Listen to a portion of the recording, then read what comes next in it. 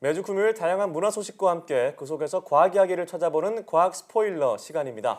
오늘은 알베르 카뮈의 고전 소설을 원작으로 한 연극 페스트를 준비했습니다. 먼저 화면으로 만나보시죠.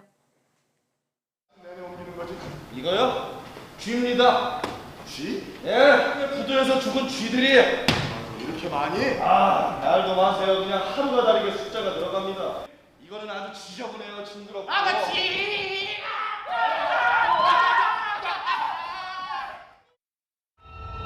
두 번째 환자는 다 나아가는 것 같아. 박사님, 이거 심각합니다. 이런 의사 사례가 지난 며칠 동안 20건 이상 발생했습니다. 거의 대부분의 환자가 치명적 상태입니다. 이 성을 편장하고 있는 저로서는 시민의 안전을 책임지지 않을 수 없습니다. 따라서 만에 하나 발생할지 모르는 불상사를 대비하기 위해 한국은 몇 가지 예방적 조치를 취하고 있습니다. 오늘도 양혜영 기자와 함께하겠습니다. 안녕하세요. 네, 안녕하세요. 네, 오늘 소개할 연극 페스트, 알베르 카뮈의 동명소설을 원작으로 하고 있잖아요. 네. 카뮈의 3대 부조리학 작품으로 좀 알려져 있는데 소설과 연극이 어떤 차이가 있을까요? 네, 우선 전체적인 줄거리는 같습니다. 이 평화로운 마을에서 페스트균에 감염된 쥐가 발견되고 또 같은 병으로 사람들이 죽어가기 시작하면서 페스트 사태를 선언합니다. 네. 이렇게 해서 도시를 폐쇄하고 나면서 벌어지는 일들을 그렸는데요. 전염병 재난의 어떤 전형적인 사건은 물론이고요. 각각의 등장인물들이 겪는 공포나 부조리 등을 보여주는 아주 고전 중의 고전인 작품이죠. 네. 연극 페스트가 원작 소설과 다른 부분은 크게 세 가지를 꼽을 수 있습니다. 이 소설의 배경에서는 프랑스의 대표적인 항구 도시 오랑을 배경으로 합니다. 하지만 연극에서는 특정 지역의 이름명은 나오지 않고요. 도시가 아닌 섬으로 설정을 바꿔서 이 폐쇄 이후의 고립성을 더욱 강조시켰습니다.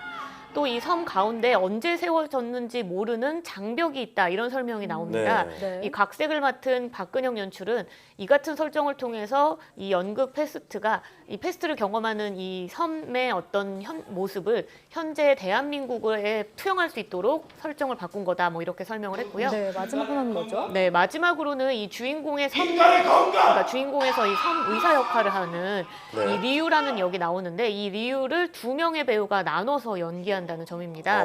네, 이 중년의 이 리우의 역할을 하는 배우가 있고요. 그 배우가 과거를 회상하듯이 나레이션을 합니다. 그리고 나레이션을 하는 그 장면들을 젊은 리우라는 배우를 맡은 젊은 역할이 페스트 사태를 직접 경험하는 것을 연기를 하는데요. 이를 통해서 이 관객들은 좀 더 쉽게 이야기를 이해할 수도 있고요.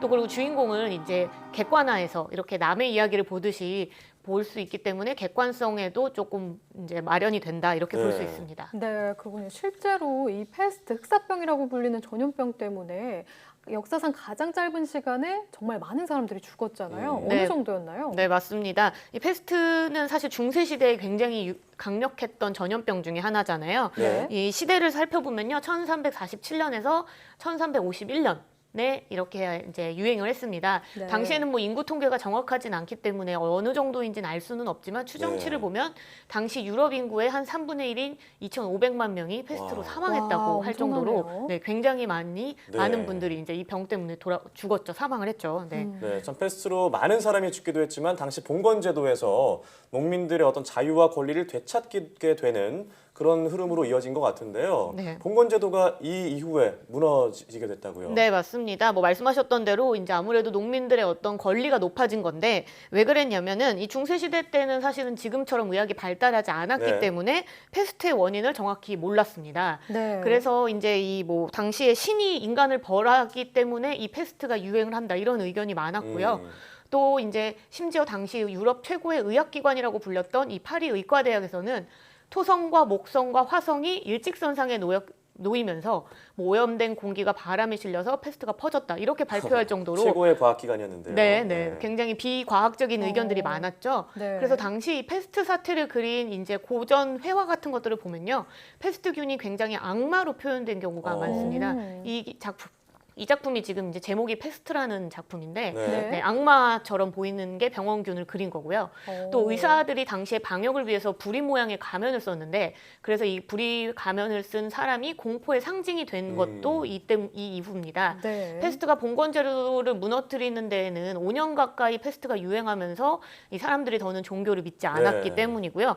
페스트가 어떤 사람을 가리고 감염이 된 게 아니기 때문에 많은 사람들이 죽었고 그렇게 해서 이 유럽 전체의 인구가 부족해지다 보니까 아까 이제 오앵커가 이야기했던 대로 이제 인력이 부족해지면서 농민들이 네. 자신들의 어떤 권리를 좀 많이 찾게 되면서 봉건 제도가 무너졌다 이렇게 볼 수 있습니다. 네, 그러니까 그림을 봤을 때도 그렇고요. 그만큼 패스트가 공포의 대상이었고 또 봉건 제도까지 변화시켰다라는 네. 건데 이런 전염병도 높지만 치사율 또한 높았기 때문이 아닐까 싶어요. 네, 어느 맞습니다. 정도인가요? 네, 이 패스트균에 의해서 발병되는 급성 네. 열성 전염병을 이제 패스트라고 부릅니다.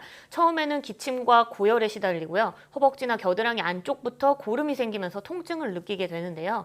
이 폐혈증을 일으키면서 피를 토하기도 하고 또 몸이 썩어가면서 검게 변하기 때문에 흑사병이라고 이름을 부르기도 합니다. 네. 네, 그 패스트균은 운동성은 없지만 생존에 필요한 영양소가 굉장히 간단하기 때문에 다양한 조건에서 쉽게 변형된다는 특징도 가지고 있습니다. 이 원래 패스트균은 이 쥐와 같은 설치류에 의해서 벼룩으로 이제 통해서 전염이 되는 병인데요. 네. 중국이나 아시아, 러시아 등지에 있는 풍토병 중 하나입니다. 이 벼룩의 위장이나 또 쥐의 혈액 속에 사는 패스트균이 우리 이제 벼룩이나 혹은 쥐가 사람을 물게 되면서 이 인간에게로 이 패스트가 넘어오게 된 건데요. 중세 시대에는 쥐를 굉장히 흔하게 볼 수 있는 동물이었고 또 의학도 발달하지 않았기 때문에 당시에는 패스트균이 쥐를 매개로 옮겨져 왔다 이렇게 의심을 아예 못했다고 합니다.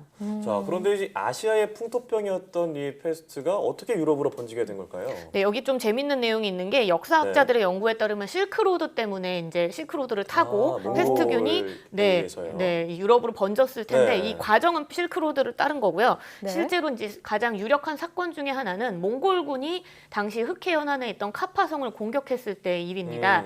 전쟁에 대한 사기를 꺾기 위해서 검게 썩은 시신을 찾아서 일부러 그 카파성 안으로 던졌다고 하는데요. 그런데 이 시신 속을 드나들던 이 쥐와 쥐벼룩이 이 패스트균에 감염됐고 그 감염된 쥐와 쥐벼룩이 사람을 물게 되면서 패스트가 이제 사람에게 넘겨져 오고 그리고 또 사망자가 나오기 시작했습니다. 그래서 이제 카파성에서 도망친 사람들이 이탈리아, 파리, 런던 이런 유럽 각지로 돌아가게 되면서 유럽으로 패스트가 번졌다 이렇게 보고 있습니다. 네, 그러니까 패스트는 전염력도 강하고 또 치사율도 높아서 많은 사람이 이제 사망에까지 이르게 된 건데요. 네. 그래도 지금은 패스트를 퇴치했다 이렇게 볼 수 있어서 저는 다행인 것 같은데요. 네, 19세기 말에 이 루이 파스테르라는 사람이 이 패스트의 어떤 발병 원인 그리고 치료법들을 밝혀냈습니다. 그래서 패스트의 유행이 굉장히 주춤해진 거예요. 하지만 아직도 패스트 환자가 있다고 해요. 저도 이번에 찾으면서 놀랐는데 전 세계적으로 한 해에 한 2,500명 정도가 패스트 때문에 그 패스트에 감염되고 또 죽기도 한다고 합니다. 아, 저는 옛날 이야기인 줄만 알았는데요. 네, 거의 700년이 지난 일이라고 생각했는데 아직도 있군요. 네, 그렇습니다. 이 패스트는 기본적으로 풍토병이기 때문에 이제 아프리카, 중국, 인도, 또 동남아나 미국 남서부, 또 남아메리카 등에서 유행을 지금 하고 있습니다. 네. 이 지난해에는 아프리카 마다가스카르에서 패스트가 유행이 됐는데요. 당시 한 600여 명이 감염됐고 이 중 58명은 사망했다고 합니다. 네. 또 2005년에도 미국에서도 패스트 감염자가 생겨나면서 4명이 죽기도 했다고 해요. 실제로 사망자까지 발생한 네, 거네요. 사망자까지 했죠. 네, 그래서 이 WHO 세계보건기구에 따르면요, 브라질이나 페루, 콩고 등 7개 국가에서는 최근 이 1969년 이후로 매년 패스트 환자가 발생했다 이렇게 밝힐 정도로 패스트 환자들이 지금도 여전히 있다고 볼 수 있죠. 네, 지금도 지구촌 어딘가에는 패스트와 싸우고 있다니까 되게 놀랍고요. 이런 치료약이 그래도 그나마 확실하게 개발이 됐다고 생각을 했는데 이렇게 사망자도 나오고 발병이 많이 하는 걸 보면 저는 또 이런 생각도 들어요. 지역별로, 환경별로 그런 혜택을 좀 못 받아서 그런 것은 아닐까라는 생각도 좀 들거든요. 네, 왜냐하면 네. 나라별로 또 차이가 많이 나니까요. 네, 아무래도 아프리카나 이런 데에서는 특별히 이제 치료를 쉽게 받기도 어렵고 약을 받기도 어려울 수 있는데요. 이 패스트는 사실은 백신이 없습니다. 항생제로만 치료를 하는 거예요. 그래서 조기에 발견해서 항생제를 맞으면 치사율이 한 15%대로 떨어진다고 합니다. 하지만 이 아까 이야기했던 것처럼 아프리카 등지라든지 굉장히 좀 못 사는 나라에서 이런 풍토병이 잘 발생이 하는데 그렇게 되면은 치료 시기를 놓칠 가능성이 굉장히 높잖아요. 그러면 네. 치사율이 최대 93%까지 올라간다고 합니다. 네, 그렇군요. 네. 그리고 쥐에 의해서 많이 이렇게 퍼진다고 하니까 그런 환경 문제도 있는 것 같아요. 네, 그렇죠. 그럼 처음에 어떤 감염은 쥐에게 굉장히 많이 나는데요. 실제로 뭐 한 연구에 따르면은 우리 인체 몸 속에 패스트균이 네. 이제 실제로 감염의 어떤 가능성을 가지고 있다가 뭐 벼룩에 의해서 옮겨져 오면서 발현이 된다 이렇게 나오는 연구 결과도 있기 때문에 네, 우선 환경이 가장 중요하고 그 이후에는 환경 이후로도 인간에게 쉽게 이제 이미 감염되는 병으로 바뀌었기 때문에 네. 이제 전염의 가능성이 굉장히 높아지는 거죠. 네. 혹시 그렇군요. 우리나라에서는 이 패스트에 걸린 사례가 있었나요? 아니요, 국내에서는 아직 패스트에 감염된 사례가 보고되지 않았습니다. 네. 하지만 이 감염된 사례는 없어도 네. 패스트 유행 국가를 만약에 방문할 경우에는 감염이 될 가능성이 높아지잖아요. 그러니까요. 그렇기 때문에 만약에 뭐 패스트 유행 국가에 만약에 방문하시게 된다면 쥐나 벼룩 또 야생동물과의 접촉을 최대한 피하는 것이 좋습니다. 아, 그렇군요. 자, 그럼 오늘 작품 알베르 카미의 원작을 소설을 원작으로 한 네. 패스트에 대한 별점을 한번 알아보도록 하겠습니다. 네, 연극 패스트 별점 3개입니다.